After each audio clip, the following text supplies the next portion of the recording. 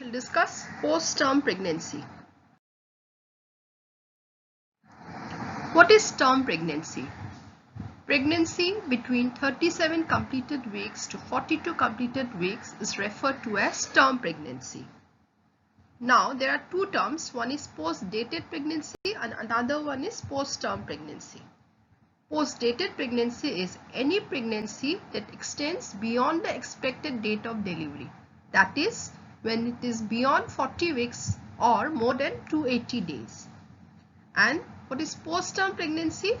Any pregnancy which continues beyond 2 weeks of the expected date of delivery, or that is beyond 42 weeks or beyond 294 days. So these are also referred to as post-mature or prolonged pregnancy. The incidence of post-term pregnancy is 4 to 14%, with the average being 10%. Coming to the etiology.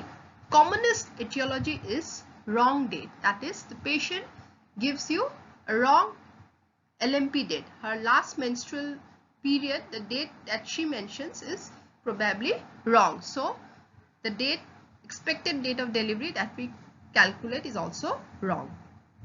Next factor is maternal factors, like it may be because of biological variability, then primiparity, previous history of prolonged pregnancy, then having a sedentary lifestyle, obesity, and elderly multipara. Fetal factors are congenital anomalies, particularly anencephaly, where there is abnormal fetal hypothalamic pituitary axis leading to adrenal hypoplasia, which results in a diminished fetal cortisol response, which is responsible for bringing about labor pain at term pregnancy. Then placental factors, deficiency of a particular enzyme called sulfatase, which has a critical role in the synthesis of placental estrogens necessary for the expression of oxytocin and prostaglandin receptors in the myometrial cells. So how do we diagnose a case of post-term pregnancy? First of all, we have to be very sure of the LMP dates. We have to ask the patient again and again whether she is sure that the date that she has mentioned is correct or not. Then an ultrasound done in early part of pregnancy is very important for dating the pregnancy. Earlier the sonography is done, there is less chance of an error in calculating the gestational age. An ultrasound at first trimester, that is before 12 weeks of pregnancy, the error margin is plus minus 3 to 5 days. At 12 to 20 weeks, it is plus minus 1 week. At 20 to 30 weeks, plus minus 2 weeks. And after 30 weeks, it is plus minus 3 weeks. So, ultrasound dating is inaccurate for a patient who presents for the first time late in pregnancy. Next, we come to the menstrual history. So we have to ensure that the cycles are regular and the length of the cycle is 28 plus minus 2 days. If the pregnancy occurs during a period of lactational amenorrhea, or it occurs immediately following withdrawal of contraceptive pills, then the dates are most likely inaccurate. Then we have to rely on our clinical findings, which includes the weight record, then the girth of abdomen, history of having false labor pain, then obstetric palpation, particularly if the fetal skull is hard on palpation, then it suggests a term pregnancy. Then internal examination. Next we come to the investigations. So investigations, there are mainly two aims. One is to confirm the fetal maturity, and next is to detect placental insufficiency. To assess the fetal maturity, we have certain invasive methods, that is amniocentesis, where we come across orange color cells in the amniotic fluid, then presence of phosphatidylglycerol, creatinine concentration, spectrophotometric study to know about the maturity of the fetus.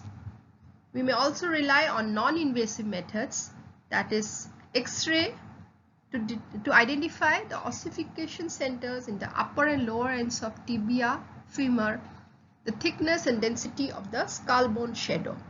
But nowadays we mainly rely on ultrasonography, where we will find that the head circumference, abdominal circumference and the biparietal diameter is increased. To detect presence of placental insufficiency, the various tests performed includes non-stress test, biophysical profile or a modified fetal biophysical profile, then ultrasonographic estimation of the amniotic fluid volume. Coming to the pathophysiology. Now, post-maturity syndrome, it results from placental dysfunction. As the pregnancy goes beyond term, there is limited placental capacity, which is characterized by dysfunctional syncytial trophoblasts, and this explains the greater risk of the post-maturity syndrome, which is evidenced by presence of fetal distress, oligohydramnios, and fetal growth restriction. This syndrome complicates 10 to 20% of pregnancies at 42 weeks of pregnancy. Associated oligohydramnios substantially raises the likelihood of post-maturity. Now, how does a post-mature newborn looks like? So, the newborn presents with wrinkled, patchy, peeling skin, which is particularly prominent on the palms and soles. And often there is presence of thick viscous meconium coating the desquamated skin. The body is usually long and thin, suggestive of wasting. Eyes are open. The baby is unusually alert and appears old and worried. There is absence of vernix caseosa. The body and cord are often stained with greenish yellow color. Head is hard without much evidence of molding. The nails are usually seen protruding beyond the nail beds. Weight is often more than 3 kg and length is about 54 cm. However, these are variable and features of IUGR may also be found. Liquor amni is often scanty and may be stained with meconium. The placenta shows features of aging as there is excessive infarction and calcification. The cord shows diminished quantity of Wharton's jelly, which may precipitate cord compression, and it is usually thin. Coming to the management. Now, there is a category of patient who may require immediate delivery, and in some we may go for expectant management. Now, those who needs to be delivered are if there is presence of medical or obstetrical complications, presence of oligohydramnios, if the estimated fetal weight is above 4.5 kg, if there is suspected fetal compromise, fetal congenital anomaly, or features of a hypermature placenta. Expectant management may be done in cases with normal amniotic fluid index, normal size baby with normal biophysical profile and a reactive non-stress test. There is a universal agreement that once the pregnancy reaches 42 weeks, delivery has to be conducted either by induction or by cesarean section. Cesarean section is indicated if there are signs of fetal distress, the fetal weight is above 4.5 kg, or there is associated obstetrical complications. Now, in a low risk pregnancy, we need to assess the certainty of the gestational age. Then the cervix has to be assessed, the estimated fetal weight and the past obstetrical history. Inducing labor at 41 weeks of pregnancy in an accurately dated low-risk pregnancy, regardless of the cervical status, has many benefits. It averts the need for antepartum fetal surveillance. It does not increase the cesarean delivery rate. In fact, it is said to decrease the cesarean section rate. The perinatal morbidity and mortality also do not increase appreciably. From 42 weeks, women who decline induction of labor should be offered increased antenatal monitoring, which consists of twice weekly cardiotocography and ultrasound estimation of the Leica volume. A modified biophysical profile consisting of a non-stress test and an amniotic fluid index has been found to be as sensitive as a full biophysical profile. An amniotic fluid index of more than 8 cm and a reactive fetal heart rate tracing are reassuring. If these antepartum surveillance tests are non-reassuring, delivery should be conducted. The route of delivery and the intrapartum management should be individualized depending on the presence of patient risk. Now, how to manage complications? So we go for intrapartum electronic fetal monitoring, and if the FHR tracing is found to be equivocal, we may go for fetal scalp stimulation, fetal scalp blood sampling, and or fetal pulse oximetry. And if these are non-reassuring, cesarean delivery is recommended. In suspected or confirmed acute fetal compromise, delivery should be accomplished as soon as possible. If there is presence of meconium, we may go for amnio infusion of isotonic sodium chloride solution, and immediately after delivery of the baby, we go for suctioning of the oropharynx and nose. Fetal macrosomia may lead to maternal and fetal birth trauma and also to arrest of labor both in the first and second stage. So ideally fetal weight should be estimated prior to induction in a case of postdated pregnancy, and delivery plan is being prepared for shoulder dystocia because this is a very common problem that is encountered in postdated pregnancy.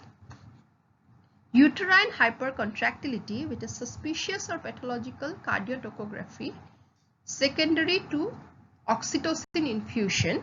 If this is present, then the oxytocin infusion should be decreased or discontinued, and if needed, tocolytics are used. So finally, we come to the various complications in the case of postdated or a post-term pregnancy. So maternal complications, the morbidity is increased, incidental to hazards of induction, instrumental and operative delivery. Fetal complications are, during pregnancy, there is diminished placental function, oligohydramnios and meconium stained liquor, all these leading to fetal hypoxia and distress. During labor also, there is increased risk of fetal hypoxia, acidosis, labor dysfunction, meconium aspiration, risk of cord compression due to oligohydramnios, shoulder dystocia, increased risk of birth trauma due to big size baby, and also because of non-molding of the hard head due to the hardening of the fetal skull bones. There is also increased risk of operative delivery. The main clinical significance of post-term pregnancy is dysmaturity or macrosomia. Neonatal complications. This include chemical pneumonitis, atelectasis, and pulmonary hypertension, all due to meconium aspiration. Then hypoxia as evidenced by low Apgar scores and respiratory failure, hypoglycemia and polycythemia, increased rate of admission to neonatal ICU, increased neonatal convulsions. Then the risk of stillbirth increases from 1 per 3,000 ongoing pregnancies at 37 weeks to 3 per 3,000 pregnancies at 42 weeks, and this increases even more to 6 per 3,000 ongoing pregnancies at 43 weeks. Thank you.